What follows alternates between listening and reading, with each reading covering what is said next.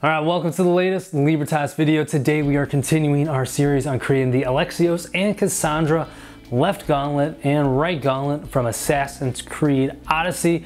This is a continuing series. In the last video we did take some craft foam and created some templates, so if you haven't seen that one, definitely go check it out. In that video I noted that we did only do half of the templates. So the whole purpose behind that was I took those and put them into the computer, vectorized them so I could print them and change scale if need be. So I went in through and did some of the detail for the left gauntlet, and you can see we have plenty. So these are gonna really help us out, and we'll transfer these onto a 2mm foam, and then we should be using what's called this polyplastics. This is the first time I'll be using a thermoplastic in any of my costume builds, and first time for these gauntlets. So it should be somewhat similar to Warbler. It is a thermoplastic, which means as it heats up, it's moldable, it's shapeable. We can do a lot of stuff with it. So we'll sandwich the design in between and hopefully get a really cool, rigid design out of it. First time for me using this product, so bear with me as we try something new, but hopefully I'll learn something, hopefully you'll learn something from this whole process, and that'll be pretty exciting. Please forgive me if I do change clothes every once in a while, as I'm starting this pretty late into the evening, and it might span over a couple of days as we go along and try this whole new process. So with that being said, let's get started, and here we go. All right, so we started off by cutting out all the templates from the paper using scissors. For anything that was super detailed, I would go to the X-Acto knife, but other than that, mostly the scissors were what served me well. Note, I did make this large ornamental template for the top plate a little larger, like I said in the last video, that I thought I was gonna do. So then I'm also transferring all the templates off to the foam. One of the tips here is to use pins to hold down the templates while they are on the foam so that they don't go sliding around. Makes it a lot easier just to control them and transfer all the things. Now here I'm also trying some different technique that ended up not working, so we don't need to spend time on it. And here I go trying to use the polyplastics, which you'll probably see doesn't really work out the way I wanted it to. But yeah, trying to heat it and seal it in between the two layers of the polyplastics to make a more rigid form. All right, and we're back. And of course, a little discouraged, I did not use the polyplastics, or it didn't turn out the way I wanted, and that's all user error. Was not the product's fault whatsoever, just I had a misunderstanding how to use it. So I went through and I played with it a little bit more and actually made the Griffin for my Corinthian helmet out of it. So it's a really cool product, just using it like I thought I should be using Warbler. So that's all on me. Very cool product. I'm sure you could do something similar to these gauntlet designs with that product, but we're gonna go forward with Warbler. I'm pretty excited to try it out. So we got some right back here, whole medium sheet. We're gonna sandwich this foam piece again and try to get that to work. So get the GoPro set back up and we'll get started. So here we go. All right, so here we are back with the Warbler. Roll it out and cut two pieces that were roughly the same size as my top plate, and then here I am sandwiching it in between, and as you heat up the Warbler, it will stick to itself. So it adheres to itself, which is really cool. So using the foam allows you to get a much more volume out of these pieces since the Warbler is somewhat thin. So here I am also trimming off some of the excess and going through and heat forming it to my arm as I go along, but also really just focusing on sealing all that Warbler together so it doesn't pull apart later on in the project. And of course here I am trimming out a few thinner pieces of the Warbler, and what I'm using with these is I'll heat them up, and as I heat up the other Warbler I'm sticking them down to create the detailing around the edges of the main top plate. And of course I'm continuously updating my template to try to form it to my arm so it continues to get that proper shape.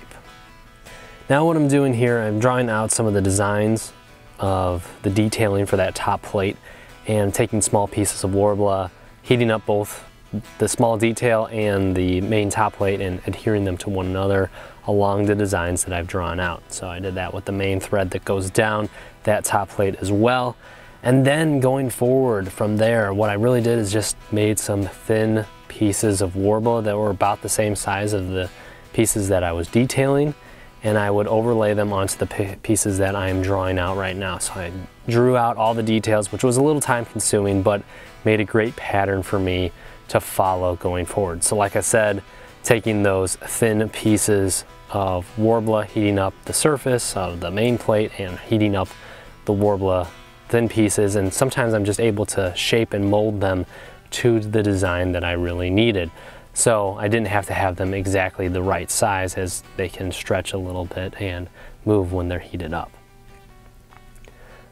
Of course, going through and using a leather tool to just make sure everything's adhered down properly, and adding in some detail, actually like the battle damage with the edge of a ruler, a metal ruler.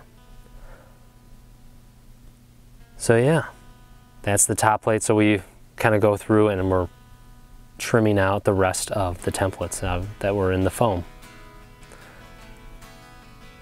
So I took a break for a second and I went back to the main plate, so I'm transferring that to the foam right now as I hadn't done it before, and trimming it out, of course, using an X-Acto blade for the small details, and of course transferring it to the Worbla here as well, getting the rough outline. And then once I have that outline, I heat up both sides. It's easiest to heat up one first, lay the foam down, and then heat up the second one on top of it, which allows you to get a really good adhesion.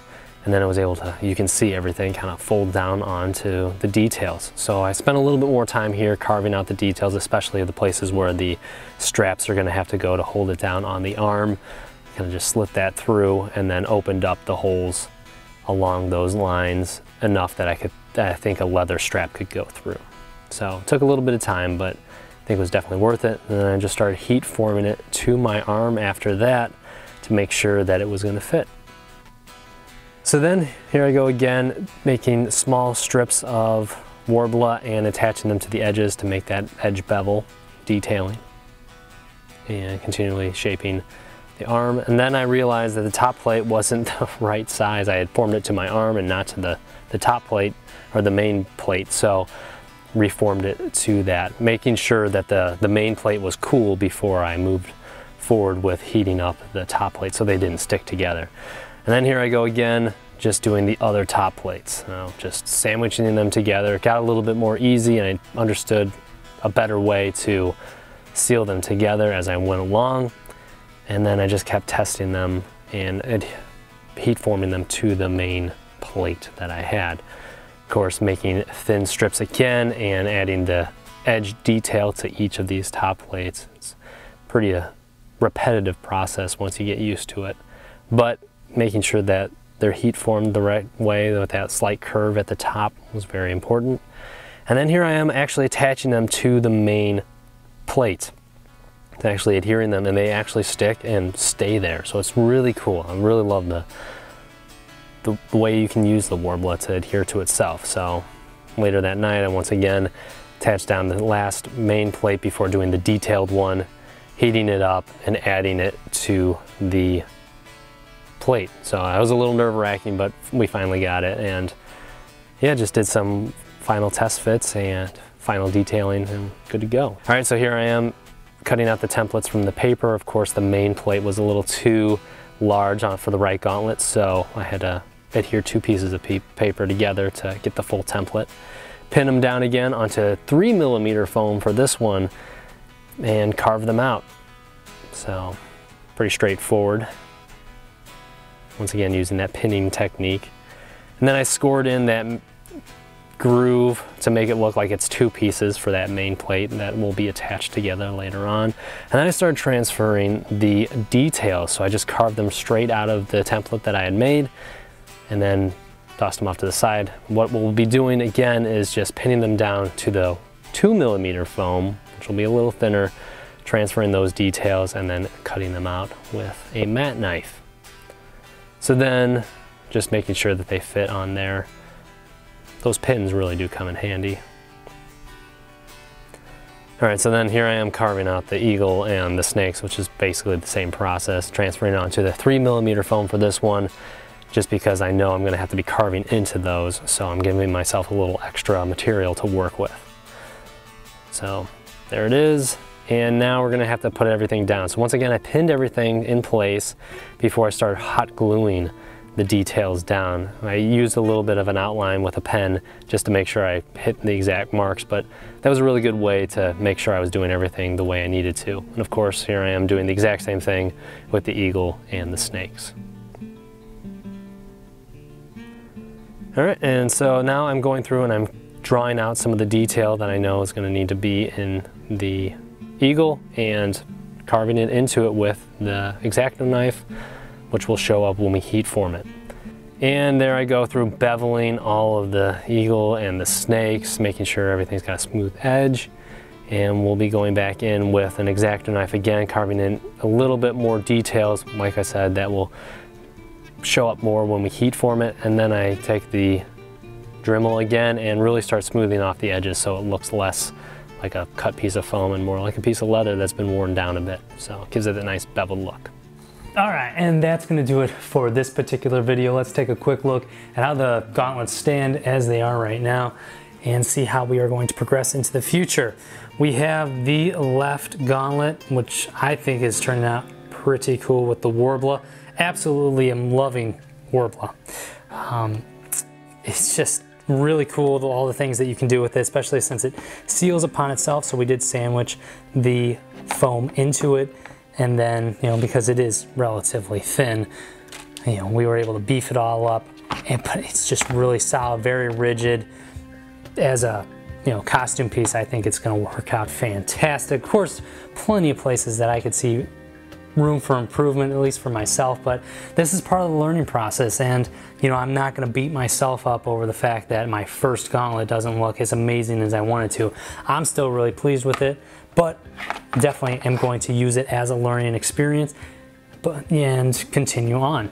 With the right gauntlet itself, also tried a lot of new techniques with that I've never used with the foam before, specifically in beveling the foam, carving into it that we will heat seal, the way I used the hot glue to lay it down and then cleaned up a lot of the edges while it was still in that tacky phase. Really happy with how this is turning out. I'm really excited to see how both of them will, you know, progress as we move forward. So speaking of that, we can work on the right and left wraps as they are. The left one is made in leather, the right one is in cloth, at least per the cosplay reference. But of course, how we do that is going to be up to us. I have some ideas, but still trying to work it out in my own mind. So we're probably going to move on to painting. Now there are a couple ways that we can do that. I've seen people, especially with the Warbler, they have used wood glue or other type of sealers to really smooth out the finish of the Warbler. Right now it is relatively textured. I don't know if you can see it from here, but I actually want to paint just right on top of this texture. I think that will help it with its weathered look. Per the cosplay reference guide, I think the gauntlet needs to look very weathered, very worn, and I think this is going to really help. So we're going to paint right on top of that. With the right gauntlet though, we are going to have to heat seal it with the heat gun. It will help form it on our arm as well so that it's ready to go. But then we will plasti dip it to seal it up, and then we'll paint right on top of the plasti dip. So very exciting, a lot of cool opportunities going forward. I'm really encouraged by this whole entire process, and I hope you are as well. I hope this is inspiring to you to see that as we progress with these projects, we're learning along the way so that the next projects that we work on are going to be even better, and we're going to learn more from those. So hopefully if you're interested in making gauntlets like these, I hope this is a push in the direction of saying, go out and make them. They don't necessarily have to be these specific gauntlets. Anything that you are inspired or excited about, go make those. It's a very fun process. Loving the Warbler, loving the foam. They're both great mediums to be working in. So I would encourage you to get out there and do it yourself if that's something that you are interested in. Otherwise, hopefully this is just plain entertaining for you. But that's going to do it for this particular video. Check out the links in the description below. I'll put links to everything that we've used in this video to make these gauntlets to where they are right now. And also, if you want to learn more about foam and building up like foam armor and stuff like that, check out Evil Ted and check out Punish Props Academy. I've been learning a lot from those guys in particular, so hopefully you can learn some stuff from them as well, and they'll be a good resource for you. Otherwise, we'll continue in the next video as we build up these gauntlets even more, and we'll see you in the next Libertas video.